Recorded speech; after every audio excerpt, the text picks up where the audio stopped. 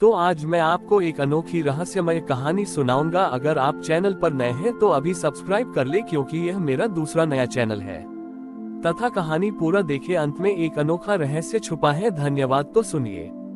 एक गांव में नंदिनी नाम की एक वृद्ध महिला रहती थी। गांव के लोग बहुत धार्मिक थे और हर साल नवरात्रि में बड़े बड़े पंडाल लगाते थे। वे महंगे फूलों और मूर्तियों से देवी को सजाते, लेकिन एक दूसरे से बात तक नहीं करते थे। उनके बीच हमेशा ईर्ष्या और प्रतिस्पर्धा रहती थी कि किसका पंडाल सबसे अच्छा है। नंदिनी के घर के पास एक बहुत पुराना और खाली मंदिर था। उसमें कोई मूर्ति नहीं थी, बस कुछ पुरानी दीवारें और एक खाली चबूतरा था। लोग उसका मजाक उड़ाते थे और कहते थे, इस खाली मंदिर में देवी कैसे आएंगी। इस नवरात्रि जब पूरा गांव पंडाल लगाने में व्यस्त था, नंदिनी ने एक अलग संकल्प लिया। उसने अपने मंदिर में एक बड़ा सा कैनवास चित्र बनाने वाला कपड़ा लगाया और अपनी बेटी से कहा, हम इस बार देवी की मूर्ति नहीं बल्कि एक चित्र बनाएंगे। पहले दिन जब गांव के लोग अपने पंडालों की भव्यता दिखा रहे थे, नंदिनी ने अपने कैनवास पर सिर्फ एक छोटी सी बिंदी लगाई। लोगों ने उसे देखकर हंसा और कहा, क्या तुम इसी बिंदी की पूजा करोगी। दूसरे दिन नंदिनी ने अपनी पड़ोसन की मदद की जो बीमार थी। जब वह वापस आई तो उसने उस कैनवास पर एक छोटा सा वक्र कर्व बनाया। तीसरे दिन गांव में एक अनाथ बच्चा रो रहा था। नंदिनी ने उसे खाना खिलाया और जब वह वापस आई तो उसने कैनवास पर एक और वक्र बनाया। इसी तरह नवरात्रि के 9 दिनों तक जब भी नंदिनी किसी की मदद करती, किसी को हंसाती या किसी के दर्द को बांटती, वह उस कैनवास पर एक एक रेखा या रंग जोड़ती जाती।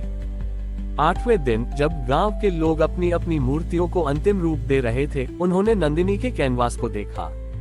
वहां एक सुंदर और अद्भुत चित्र उभरा हुआ था, जिसमें देवी दुर्गा अपने 9 रूपों में मुस्कुरा रही थी।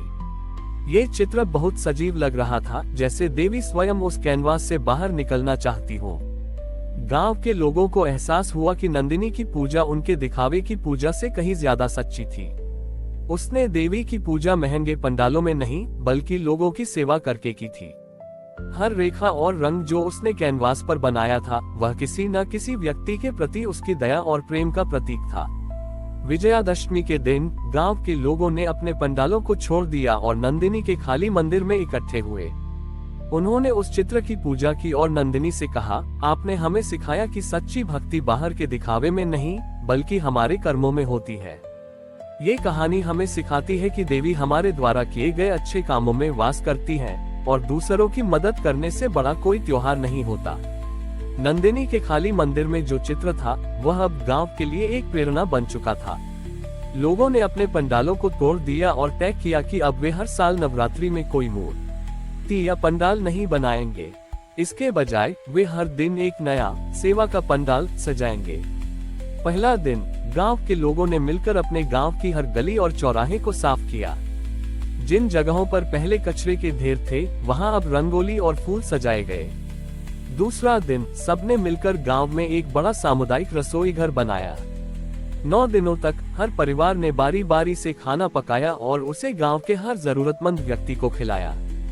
तीसरा दिन गांव के सबसे अनुभवी कारीगर और शिक्षक एक साथ आए और उन्होंने 9 दिनों तक गांव के बच्चों को बिना किसी शुल्क के अपनी कला और हुनर सिखाए। चौथा दिन गांव के युवाओं ने मिलकर एक ब्लड डोनेशन कैंप रक्तदान शिविर लगाया और गांव के हर व्यक्ति ने इसमें हिस्सा लिया। 5वां दिन महिलाओं ने मिलकर गांव की सभी बीमार और बूढ़ी महिलाओं की सेवा की, उनके कपड़े धोए और उन्हें खाना खिलाया। 6वां दिन गांव के किसानों ने अपने खेतों से ताजी सब्जियां और फल लाकर बांटे, जिससे किसी को भी भूखा न रहना पड़े। 7वां दिन सबने मिलकर एक बड़ा संगीत और नाटक कार्यक्रम आयोजित किया, जिसमें सिर्फ गांव के लोगों ने ही भाग लिया।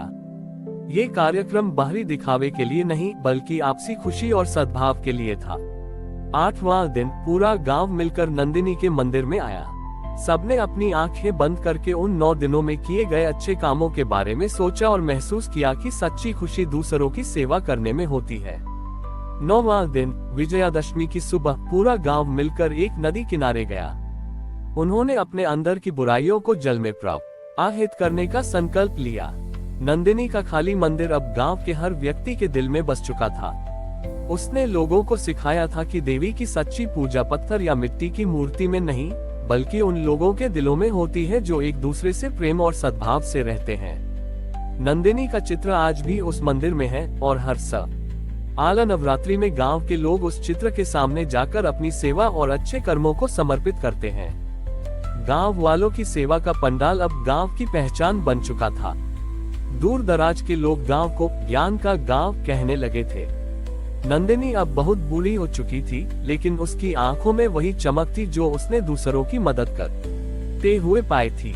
एक साल नवरात्रि से कुछ दिन पहले गांव के एक बच्चे ने नंदिनी से पूछा, दादी, जब आप नहीं रहेंगी तो हमें कौन सिखाएगा कि देवी कहाँ है? नंदिनी मुस्कुराए और बच्चे का हाथ अपने हाथ में लेकर कहा, देवी को किसी व्यक्ति में नहीं बल्कि हर अच्छे काम में देखो।